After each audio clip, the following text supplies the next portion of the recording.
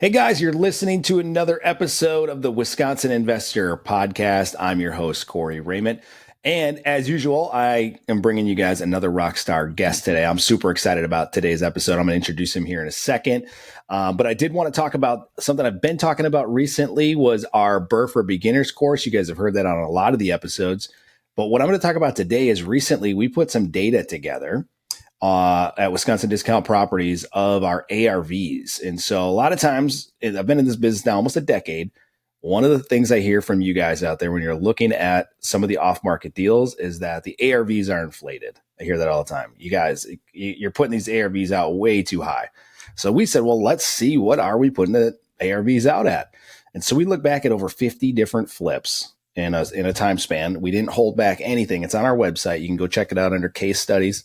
And in that, the data came back and showed that of 50 different flips that you guys out there have bought from us in this time span, the average ARV of what it sold for was $5,000 higher than the ARV that we advertised when we were marketing it at Wisconsin Discount Properties. So that also included some deals that had sold way less. And those were folks who we talked to that just basically cleaned it and listed it. They didn't bring it to the full ARV, but guess what? We included those anyway.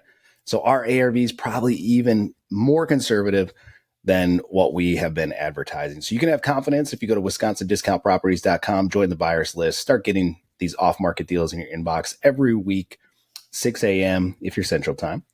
And you can have confidence that these ARVs are to the best of our knowledge, and we are doing our best to be as transparent as possible here. All right. With that, let's get into today's episode. I have Mr. Eric Nelson with us, who, for those of you guys out there that don't know, is pretty darn new to this space. And so I love bringing people like Eric on because a lot of times they have so many good nuggets and so many good things that we can all learn from, no matter what experience level we have. And so we're gonna dive into that today. But Eric is one of those guys who's been buying a lot of deals from WDP, so we appreciate that, man. That's that helps all of us out over here on this side of the coin. But Eric, tell everybody a little bit about yourself, man, and how'd you get into this real estate thing, man? Sure. Thanks, Corey. Appreciate you having me on. Yeah, man. It's one of those things where I've really been wanting to dive into this for a long time. I mean, I've been wanting to do this. I was thinking back. I don't know if you remember. I think it was Armando Montalongo or something like that. He started flip this house back in like 2003 on HGTV before there was that. So yeah, I've been watching the the old real estate shows for 20 plus years. And even as most recently as I look back at my text with Joey, who I know everyone watching this podcast knows that works for you guys over there at WDP. Yeah. He and I worked together at US Cellular, and we had some texts back in 2022 where I was like, all right, it's ready. He started sharing some information on WDP, how it all works. And I'm like, man, that sounds too good to be true. He's like, no, he's like, you just gotta, you gotta get in, man. You gotta get in. I'm like, all right, we'll see. So fast forward to 2025, I finally, not only dipped the toes, but jumped fully into the real estate investment world, and had some shifts in my corporate career, my 9 to 5. So I mentioned US Cellular, worked for them for really 20 plus years. And, they have a merger coming in where T-Mobile is purchasing them. They threw a nice little severance package in front of me. And, I said, well, no better time than now to jump into this real estate thing, I guess. And I found out about that in November of 2024, started the LLC basically the next day, in January 1st. Probably January 2nd was my last day there in 2025, and started full go in the real estate world in 2025. Purchased my first property, I think, by end of February. Oh my gosh, dude! So you had this on your mind in 2022, and you said there was some exchange. So those of you guys that don't know, Joey is one of my acquisition specialists. Been with me. He's one of my longest tenured guys, and he's an absolute rock star for us. So he does a great job. There's a whole, what's kind of funny, Eric, there's this whole US Cellular network of people. I think all three of my acquisitions guys have all come from US Cellular backgrounds. So maybe I just need to start recruiting US Cellular people maybe to work for me. I don't know. I A good guess, yeah. program over there. Yeah, Yeah, it's been a great connection. Getting reacquainted with those other guys that work there, and the partnership's been great with all of you guys there. Quite honestly, that's awesome, man. What was the you've been you watched for 20 years HGTV roughly, right? right? Didn't take any action. 2022, you said it was too good to be true. Tell me a little bit about that. What was the holdback? What were the things that you were thinking like, man, this is too good to be true? I can't. I'm not ready yet. I think the risk, right? I have four kids. Just well, not recently anymore. It's going to be 6 years here come November. But my wife and I, blended families. We had six kids, together. So we've been going through all that stuff, and it's not always the easiest sell, right? To be like, hey, I think I'm going to quit my 9 to 5 and go flip some houses, right? Like, it's not the easiest sell, right? So, Right. and I would consider myself a conservative person when it comes to just making sure my finances are in a good place, right? Especially when you have kids that depend on you, you need health insurance, you need stable incomes, all those things, right? We all have bills to pay, so that was probably what deterred me the most. And I'm fortunate enough to have a very good partner and a great wife that has a steady W-2 job, right? That we can have the insurance and the stable income, if you will, right? And Yeah. it's just one of those things where timing. I felt like it was really, I got the push that I needed to say, you know what, I think now's the time. And she was supportive of it. Family was supportive of it, and just jumped on in. That's awesome, man. Well, what's crazy, man, God's perfect timing, right? Like you've been looking at this for a long time. You've been educating yourself in some ways, right? Like, I mean, Right. just even if you think you're not watching some of these flip shows and stuff, you're learning stuff, you're getting ideas. There's always stuff that you're not just watching, I don't know, some Netflix show that's whatever.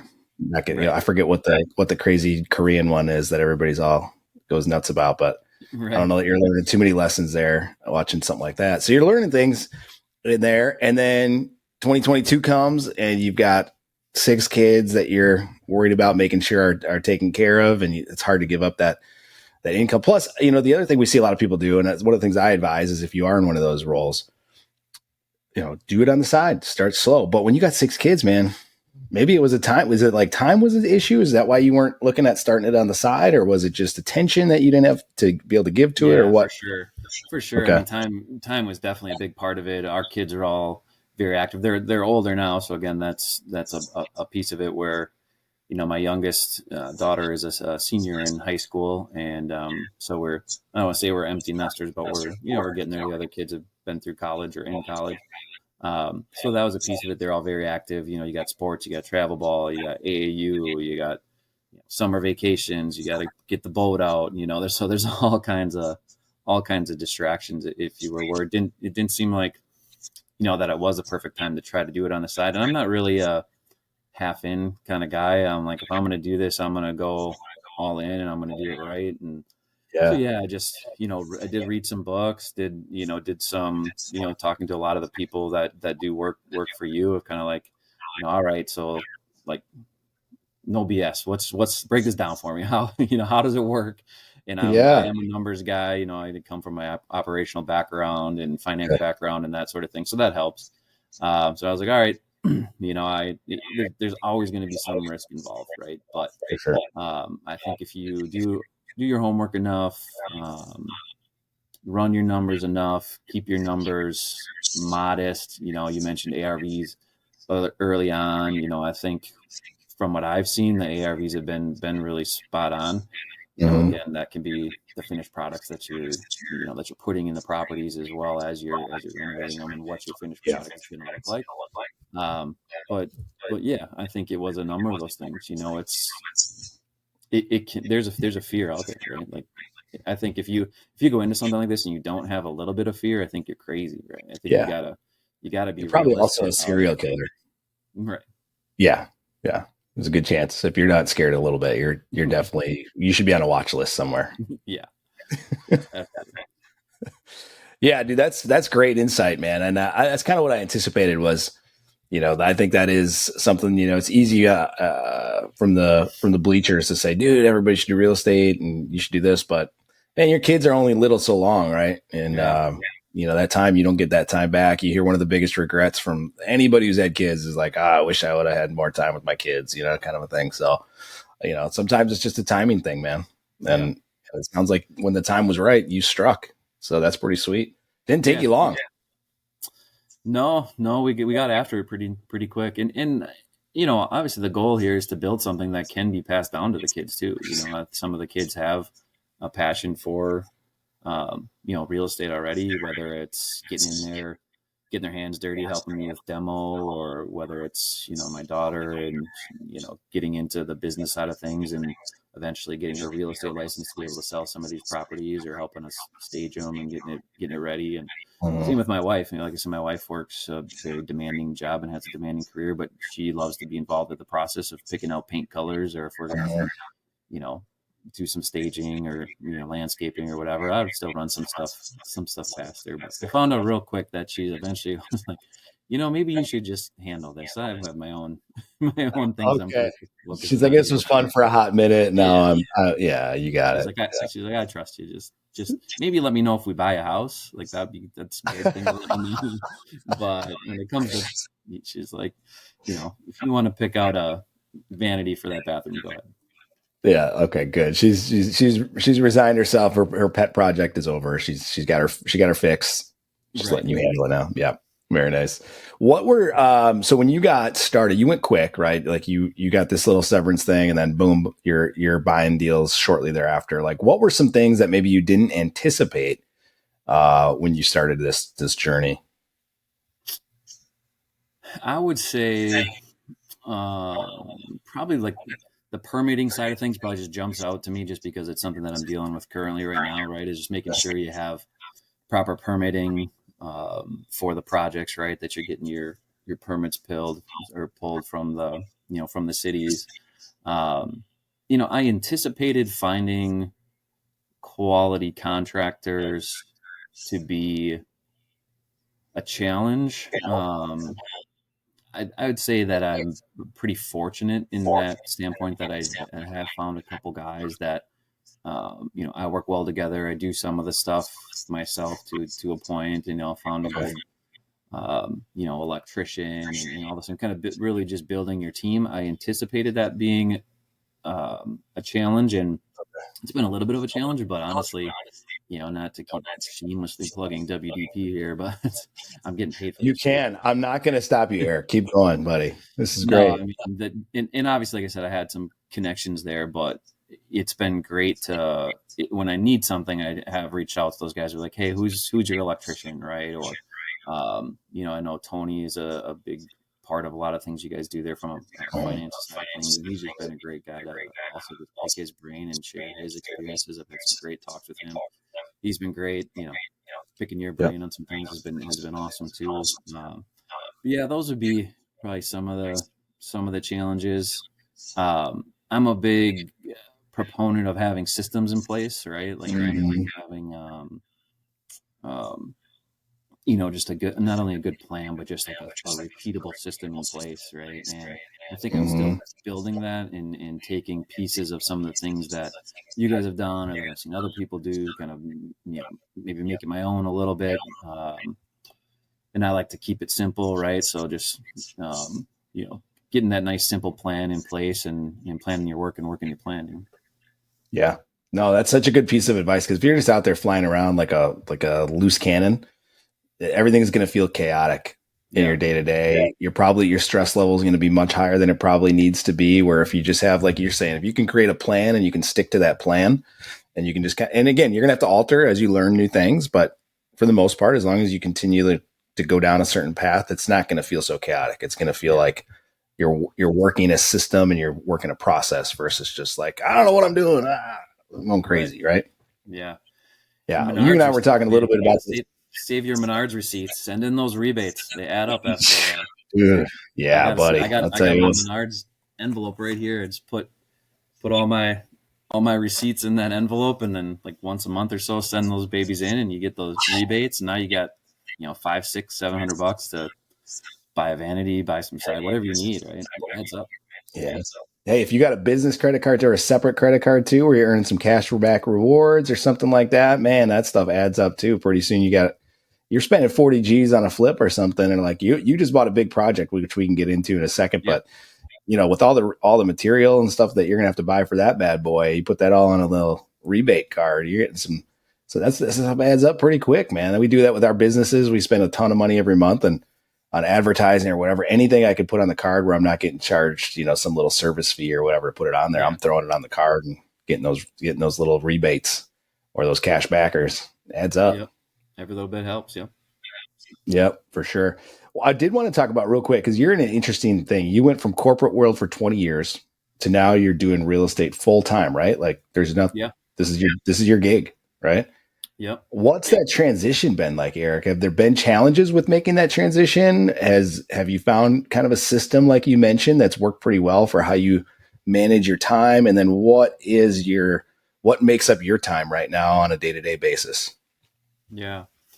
Yeah. So I started with US Cellular, really kind of an agent of US Cellular, if you will, in a little 10 by 10 kiosk outside of food court back in 2004. And Okay. with that, back. And no, I wasn't one of those guys that would yell at you when you're walking by a cell phone counter. Okay, that was a different company, but I was in the mall kiosk selling some Motorola Razor face plates and all kind of good stuff back in the flip phone days. But so I started there and kind of worked my way up from one position to the other. And my last position I had with US Cellular was a senior manager of basically the business channel, right? The B2B teams and the support teams that service the larger businesses throughout the state of Wisconsin, right? So like Green Bay Packers purchase 50 iPads, like our teams implement them, set them up, set up all beyonds, all that good stuff. But had a great career there, learned a lot, had a lot of really good mentors. It was a really good company to work for. And, they took care of me on the way out, and now I'm putting that money into flipping houses, right? From flip phones to flipping houses, I guess. Oh, dude, I love that. It's gonna be our tagline for this episode, Eric. Right. Hashtag. Hashtag. No, so a lot of thought went into it, right? And like we said before, it's just time to pull the trigger and get into this thing. So I had a bug in my real estate agent's ear, I guess, for a while too, that sold me this house that we live in now. Gosh, almost 10 years now, I think we've been here. But, to look for some different properties, she after I told her we went all in, she let me know she had what she called, I guess, an in-house listing, which was just with her agency there that hadn't necessarily hit the MLS yet, that, needed some work. It had some foundation stuff, which is a little scary if you don't really know much about, right? And I could tell that this is going to be something that people will probably be, afraid of. But there again, I reached out to the resources that I knew. Joey actually, I think, referred me to the foundation guy that you guys normally use. There's a couple different ones. I don't know why it escapes me off the top of my head. Probably Brad at Deerview, I think. Yep. He's our go-to guy usually. Yeah. Yep. So those guys came out and gave me some quotes, and I was like, all right, well, that's about what I figured. But, there again, when, they show up and they start digging out the side of your house and they're drilling anchors into your foundation of, the floor of the house, you're kind of like, man, what did I get into here? But that first one turned out really good. We ended up, I think, sticking probably close to 60 grand into it by the time we were done, which is a lot of money on the first one. But, we ended up okay on it at the end of the day. And I think all in construction there, we were probably 70 days from close to finish. Holy cow. Pretty quick turnaround for basically just me and 1 to 2 other guys kind of doing the work. We didn't have to do too much on the outside, but otherwise the inside was complete gut of kitchen, all that good stuff. So, good learning process. Use some resources at Home Depot, right? Kind of let them do the layout. And, let them do the countertops and kind of some of that stuff. But so that was a good learning process going through the kitchen design and all that. I hadn't done that before, but pretty smooth overall. But yeah, that was the first one. So I think from beginning to end, and that project from close to sale was, I would say probably 5 months. I think. Okay. Yeah, we closed in February, sold in June. Yeah, Okay. it's probably less than 5 months. And did you make some money? Yeah, yeah, that one we probably walked away netted probably about 35. Ooh, Not bad for the nice. first one. Yeah, Not bad, dude. If you make anything on your first one, you're doing good. that's yeah, that's kind of what I was told. The Let cool alone make quick story. 35 G's, dude. That's pretty Yeah, awesome, man. Wow. yeah, That's incredible, dude. And the yeah, time frame. I mean, that's a quick turnaround time with that big of a project. The other thing I think is interesting here, because you took on a big project for your first one, yeah, right? Like that's pretty impressive. Most people I advise, I'm like, man, just start with some cosmetic stuff, get a nice one under your belt. But you're like, rip the Band-Aid, baby. yeah, Let's get it all done, huh? yeah, yeah, yeah. What was your thought process behind that? I mean, we talked about fear before. Talk about that a little bit. Like, how did you, as a first time deal, was it just confidence in your numbers? Like you had enough spread there that you felt pretty confident in going into a big project like that? Or what was your thought process when you were evaluating that deal? If you can remember back.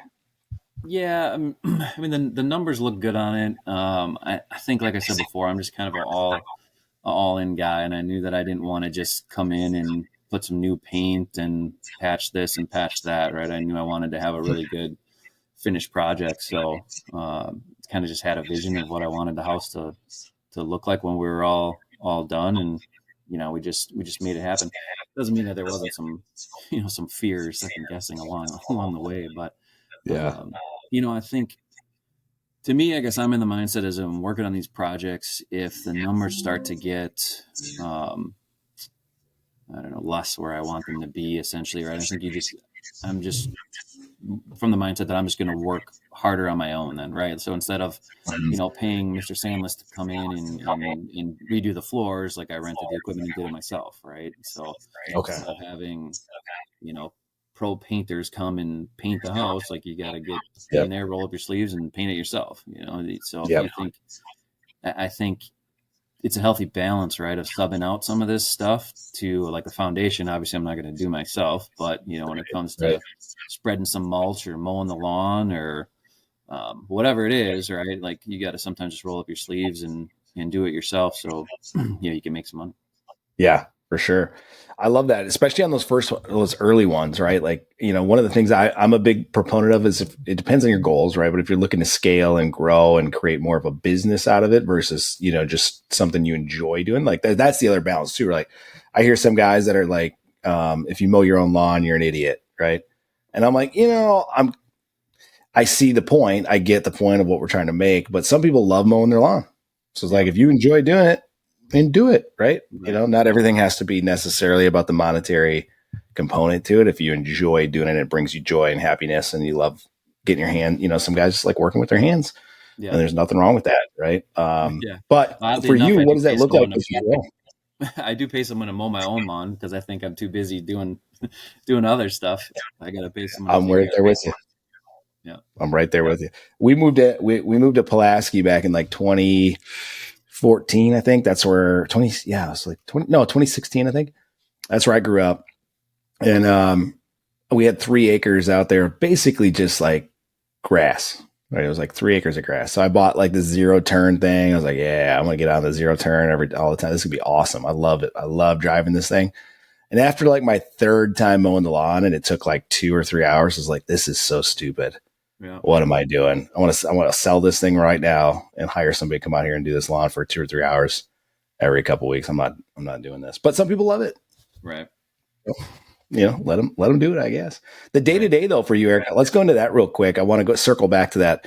Because I think there's people out there that are either already doing real estate and considering going full time, or they're like you and they're going to have some kind of life event happen and they're just going to rip the Band-Aid and go full bore without, maybe easing into it first, like you're doing. I think one of the fears when I was leaving corporate America was what am I going to do with my day? Right? Like, how am I going to keep myself busy? I've been doing this in the pockets of my life, right? For those people who started it early, how am I going to structure my days? What am I going to do? You know, we're so used to in corporate America, like you show up at this time, you do this, you do this, you got a meeting here, you got lunch, that boom, boom, boom, boom. It's very structured. You don't have to think about it. When you're out on your own, that can be a fear for people, is like, how do I manage my time? What does that look like for you? And has that been a challenge at all? Have you had to kind of feel that out, or has it been pretty easy to transition into the full-time work for yourself thing? No, I think it took a little bit of time to, adjust, right? And again, like kind of get into your new life, kind of new workflow, right? I'm the type of person that I probably have the opposite problem. My wife yells at me all the time of like, can you just sit still? Can you just not do something? Like I'm to the point where it's like, oh, I got a free Sunday. Might as well clean out the garage and spray the Yeah, floor yeah. down and what, right? Like, so I never really have a problem staying busy. But it does take a little bit to be like, okay, I'm used to sitting at my desk here and having, 6 Zoom calls I don't want to be on, to Mm-hmm. now I got to figure out what materials I got to go buy, right? Or what's the scope of work on this next project, or I got to review the different deals, that we have this week. When I was, because I was really in, as because I am up to 4 properties now, I think, that I've purchased from you guys. I was into like, all right, I Mm-hmm. got to start buying stuff here. I got to start stacking these things up, because you do want to find a way to replace that W2 income, right? Like, Mm-hmm. my wife and I have a healthy competition that we did about like who's going to make more money this year, right? So now she's the only one Yeah. with the W2. I'm like, well, I got a tall task here to make sure I'm matching that, or beating that here by the end of the year. Yeah. So yeah, just Yeah. working on, analyzing the deals, checking on the projects that are going on, as much as you want to trust your contractors and you think you have good people working for you and all of that stuff. I mean, I think you have to stay on top of them, and you have to stay on the deadlines, stick to the plan, right? And the scope of work that's laid out there. I did kind of learn that real quick in the first person I hired for my first flip. I thought it was someone, I had known for a while, met him at a church basketball league type of thing. It was always one of those Mm-hmm. things that, hey, if I ever do this, I'll give you a chance, man. Why don't you come and do this first one with me? And learned real quick. I should have probably done a little bit more, background work on who I was bringing on board. And we had to, I had to pivot kind of mid project, which is, also something that could have sent me back there, but we just powered through. So yeah, I mean, again, I think I've always tried to have a healthy work life balance, but yeah, it was an adjustment. You have to, Yeah. like I said, I'm a pretty self motivated, self starter type of guy, so I'll keep myself, busy as much as you want to, watch ESPN till 10:30, 11 a.m. maybe every day, or March Madness. I probably slipped up a little bit, Corey. I'm not gonna lie. I Yeah. probably Yeah. probably probably watched a little bit of Yeah. stuff in March Madness, but that probably wasn't that much different than when I was in corporate world I either. was gonna say that I get it too. Like guys are gonna check their phone 900 times during the day during March Madness to see Yep. what's going on with those games. It's just part of our culture. Yep. You just gotta basically chalk that up. Like you said, don't matter if you're working corporate America or for yourself. It's you're gonna have those days. It's Yeah. healthy too. You gotta have that Right. time to just sometimes you gotta have a little time for yourself and decompress a little bit. And I think that is actually probably one of the things I see from people who go out on their own. It's the opposite. Like they put so much pressure on themselves. Like if they're the type of person who's considering going out on their own and running their own business, they're probably pretty driven. If you took a personality test, their disc profile, their D is going to be pretty high. They're going to have a pretty dominant personality type, and they're going to put more pressure on themselves than probably anybody else would to be successful in most cases, right? And so part of the issue sometimes isn't necessarily that they're taking their time, watching some ESPN. It's the opposite. Like they're not Yep. taking any time for themselves, and it just consumes their life. So it's almost like the opposite. Like for me, I still have to work on this. I have to put boundaries around when I'm working and when I'm with family. And it gets really tough with cell phones and internet and all that stuff. Now the lines get very blurred of what's acceptable necessarily as a business owner and Yep. what should be acceptable as a family man and a business owner. It could be a struggle on the opposite side of things. For sure. Yeah, I've definitely been on that side of it as well, and been, checked it. 8:30 at night when I'm seeing what flooring's on sale at Menards or something, or watching a video of the new listings you guys have rolled out or something. Yeah. Yeah. Has that been a challenge for you, Eric, in your life as far as setting some boundaries with family now that you're out on your own, or like, is it kind of consistent with what you had previously in the corporate world? I mean, I like to think that I have more flexibility now, right, than what I have before. Especially during the day. So the additional flexibility has been nice, right? But to your point Mhm. too, it's like sure the flexibility is nice, but there's still that I don't want to say hanging over your head, but really they're like, okay, I also need to be working, right? I need to be doing Mhm. something to make sure I'm, bringing home the bacon and helping support the family too, right? So it's been nice Yeah. to have the flexibility. I don't miss constant conference calls from corporate world, that's for sure. I miss my Yeah. teams. I had a really good team, especially this last time when I was there. So I miss the people, right, from Yeah. that. Um, but I was definitely getting to a point where I didn't like answering to anybody. I had been there for Mhm. for probably a while. So Yeah. now you got to answer to yourself. So that's a Yeah. little bit of an adjustment, yeah. Yeah. Going out on your own, talk about that a little bit for the people out there that are social. Like, how are you, and maybe you haven't found this yet, if you were, you mentioned the team piece of it. I think that also could be kind of jarring. You're all of a sudden you're around a team, you're all on a mission together, you're all in the same struggles. You can complain about the conference calls together. You got that common bond, and then you're out on your own, and now you're kind of on an island in some aspects. Like, have you been able to find some way to still have that kind of cohesive, like get your people bucket filled, and how are you doing that now as a solopreneur here? Yeah, I'd say that's still a work in progress, right? So, like I mentioned before, I have the connections there with you guys, whether it's Joey or even Paige. Paige and I are good friends. We talk quite often, so that's been nice for him and I. He's just kind of getting, you know, dipping into this as well, and so he and I bounce a lot of ideas off of each other, share struggles, share successes, right? We celebrate we both actually I think closed on our first flip on the same day, Corey. Oh, So that's crazy, dude. yeah, yeah, and we have the same last name, so that's even more crazy. But anyway, That's even more crazy. Things are getting weird. Do, do, do, do, yeah, do, do, do. Yeah. exactly.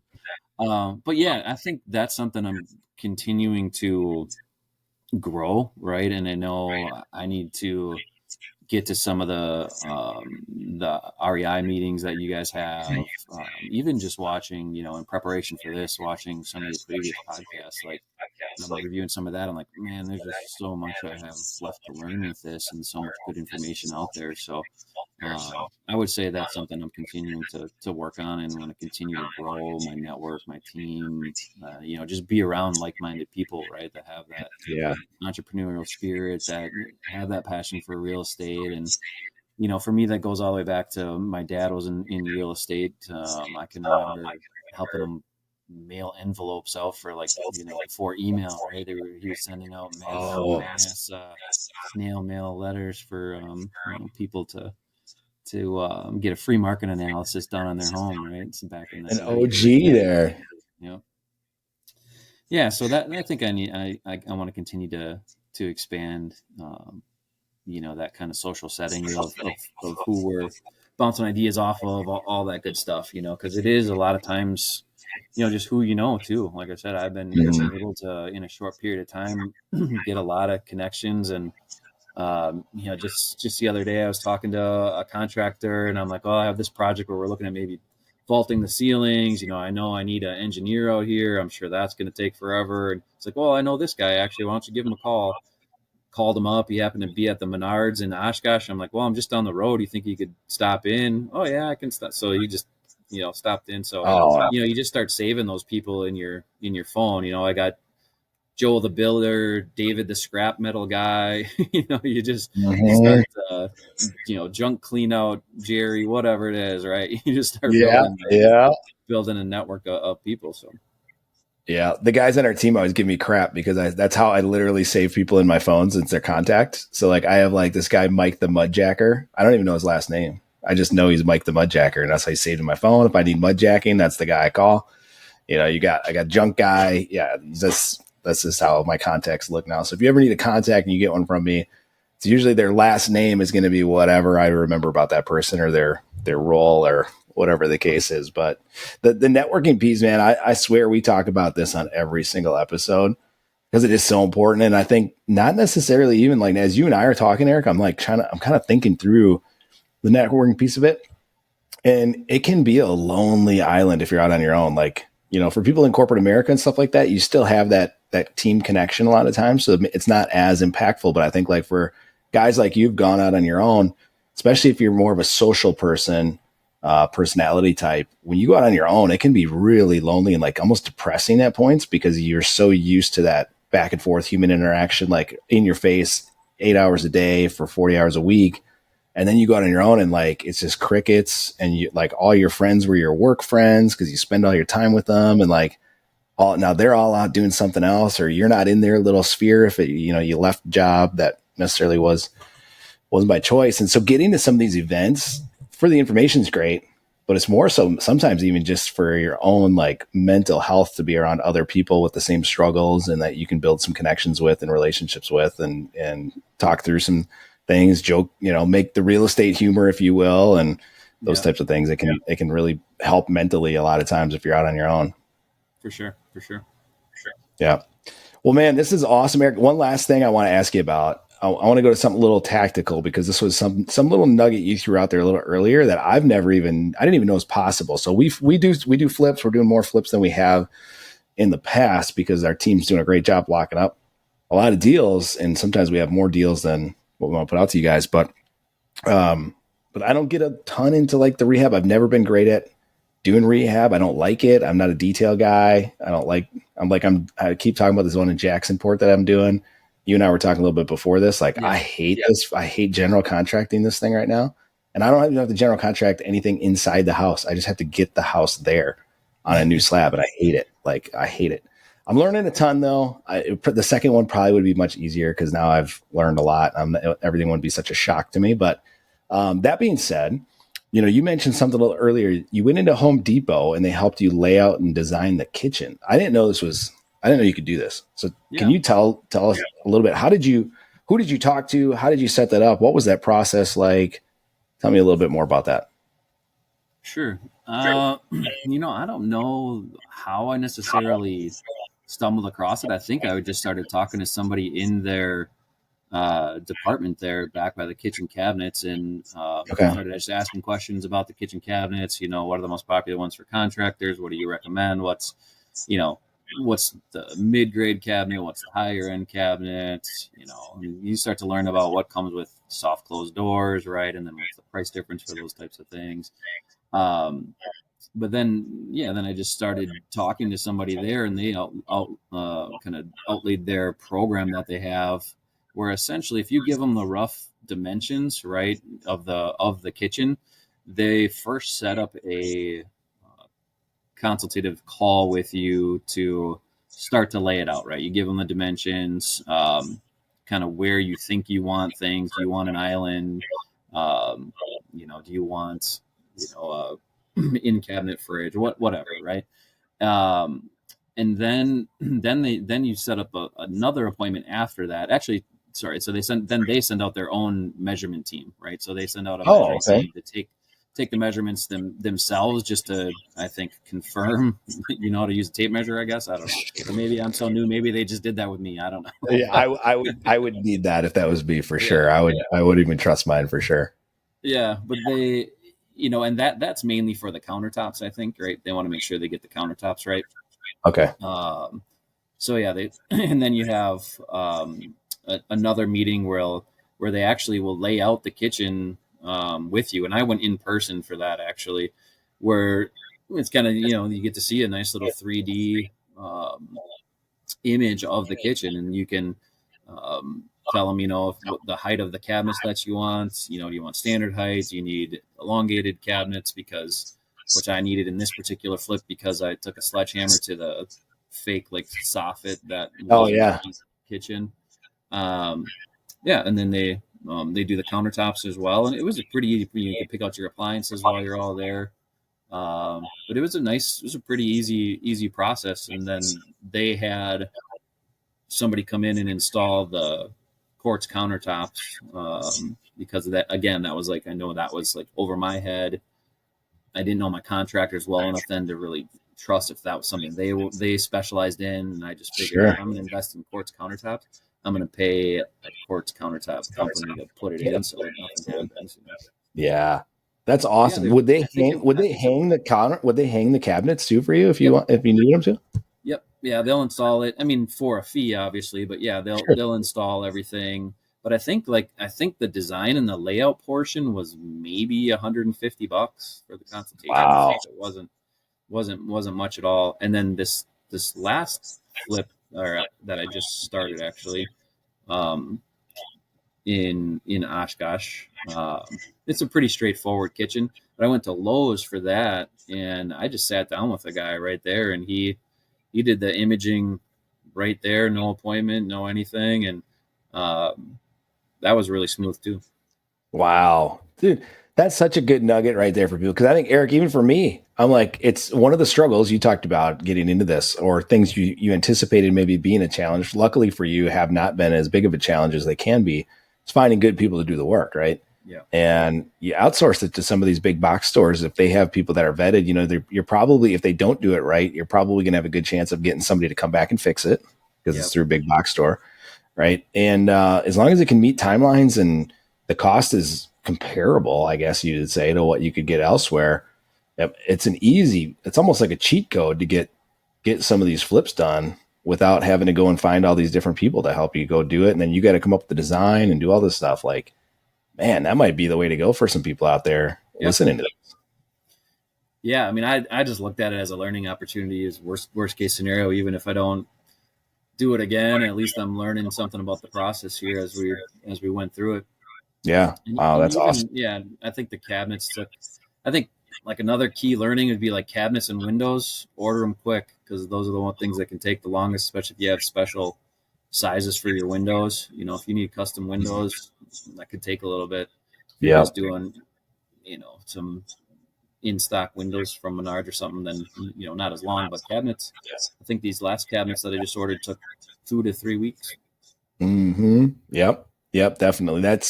I mean, we've been pushed back before when we've had to do new cabinets, and we had one situation also. Make sure you know when your cabinets are coming in. If you're not having Home Depot install it, we had Home Depot one time drop them off on a Friday, didn't ever send us anything, and they sat outside all weekend, and it rained all weekend, and so the cabinets got ruined. And they took them back. They were good about it, but now we were another 3 weeks out from getting new ones again. So Yeah, anyway, and look over your mhm, appliances, look over your cabinets right away when they get delivered, because a lot of times you do only have a small window to return them, and you'd be surprised. You don't want a brand new anything getting delivered with damage right. to them. Yeah, exactly. What does the future look like for you, Eric? What's the big goals? I mean, what's 5 years? We talked to Eric, we bring him back on. What's that going to look like? I mean, 5 years from now, I would hope that I have a healthy portfolio, right? I think goal is to have a good diversified portfolio of long-term rentals, short-term rentals. Just starting this fourplex is going to be a big project that we just closed on, and we're starting Mhm. that on Monday already with clean out and all that good stuff. But yeah, I just want to have a good portfolio, right, of long-term, short-term. Um, maybe get into the commercial side of things. We'll see, but if it Nice. makes dollars, it makes sense, right? And all that good old tagline. Yeah. But So yeah, right I now mean, the goal is flipping some to get some cash, and then start converting that into rentals. yeah, yep. Nice. That's the Awesome. goal so far, and continue to just. I'm sure I'll still be learning 5 years from now, but right Oh now yeah. I'm Yeah. just a sponge trying to suck up as much information as possible. Yeah, that's awesome, dude. Yeah, at the time we're recording this, Eric closed on a big project that we had out to the list yesterday. He closed. Oh, you say mold. Mold is gold, baby. Oh, mold Mold is is gold. gold. Okay. You got the mold is gold 4 unit, dude. So yeah, Nice. it turned some people away. So You Yeah. got it now, right? Yeah, But that's an exciting one. Yeah, I'm looking forward to it. It's a unique building, but it's got in unit laundry in each of the units. Nice 4-car garage. A lot of room there. We think to make some money on it after we get what do you thinking the numbers on that thing are going to look like, Eric? So tell everybody, what'd you get it for? What do you think you're going to stick into it? What do you hope it's going to appraise for? Yeah, I mean, roughly we got it for 100. I think it's going to take 100 to get it right. Probably 60 on the outside, 40 on the inside. If you're thinking 10 grand a unit, but it could go over that. There's some unknowns there. I think electrical is going to be a pretty big expense there as we work through it. But again, I'm not getting paid for this, but WDP and my your boy Reese over there did a really good job putting together some numbers there with even the rental meter and what the building's gonna be worth after a certain span of time. But so if we're all in with rehab, even at 200, 225, I think your ARV on that one was 325.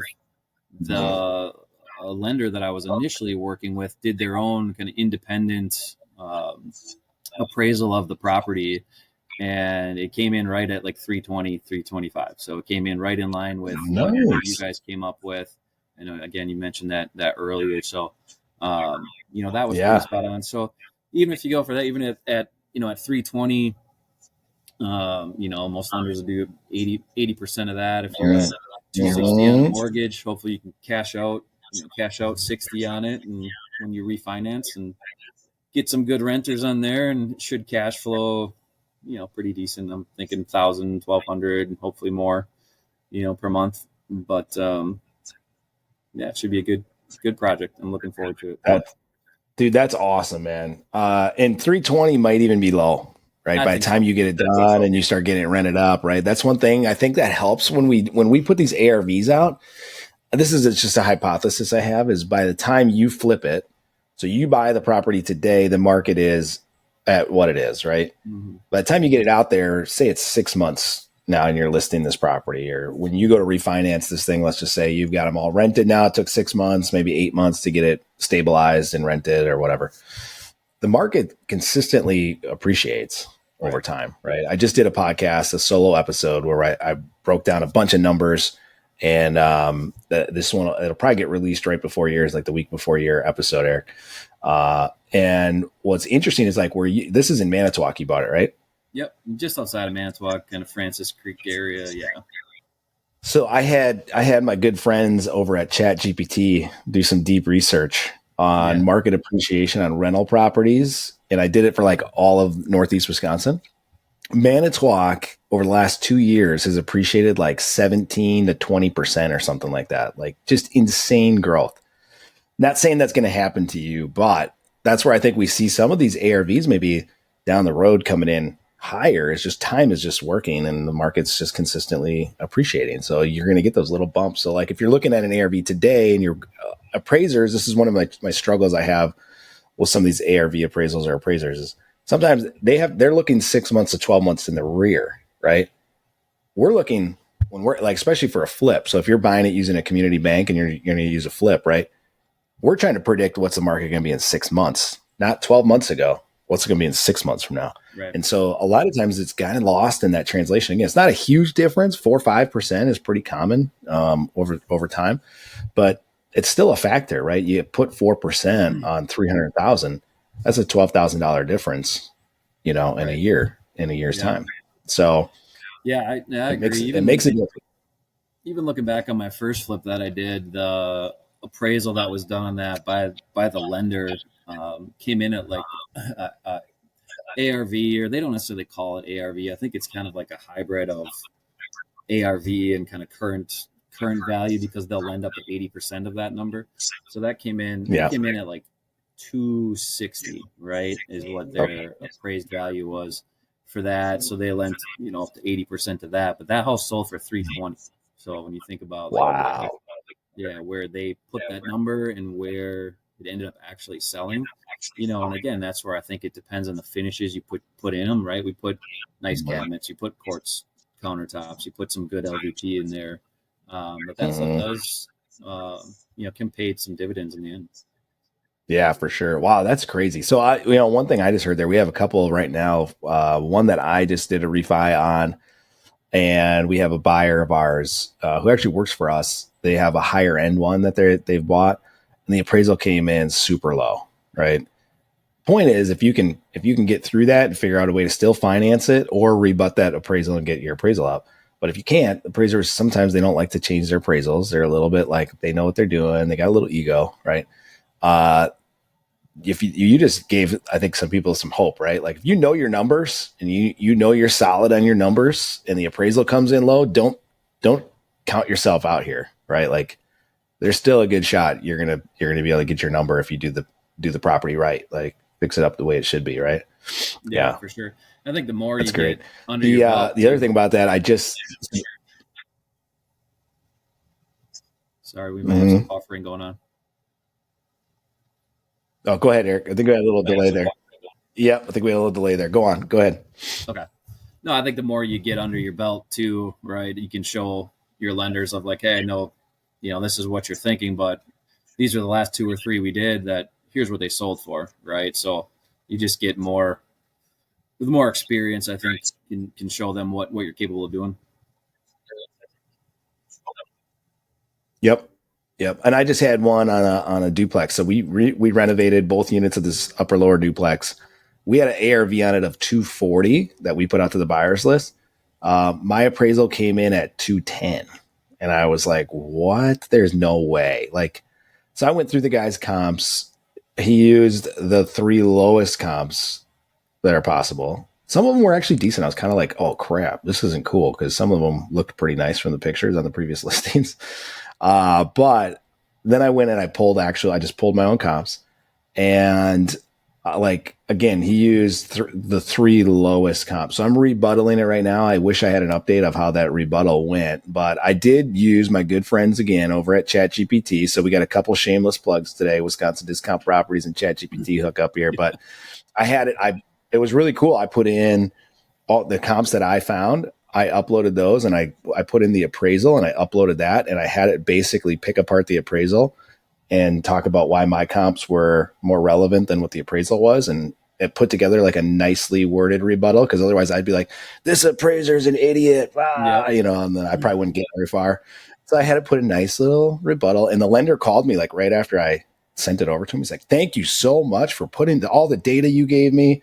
This is incredible. Like, wow, I'm going to send this off to the appraiser, and hopefully I think you got a great case here, with all the data. I'm like, thank you, ChatGPT. You are amazing. Yeah. So, there is that possibility. That is the risk when you're going to do these refinances. You're going to get a low appraisal, but you don't have to close on it either, which is nice, unless you have like a hard money loan and you got to close that thing out. You've got some time if you got to get a different bank or a different appraisal if you don't like the way your appraisal came in. So it happens.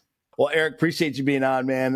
This has been awesome. Like I loved everything we talked about today. There's tons of good nuggets in here. So this is one I think people will go back and re-listen to.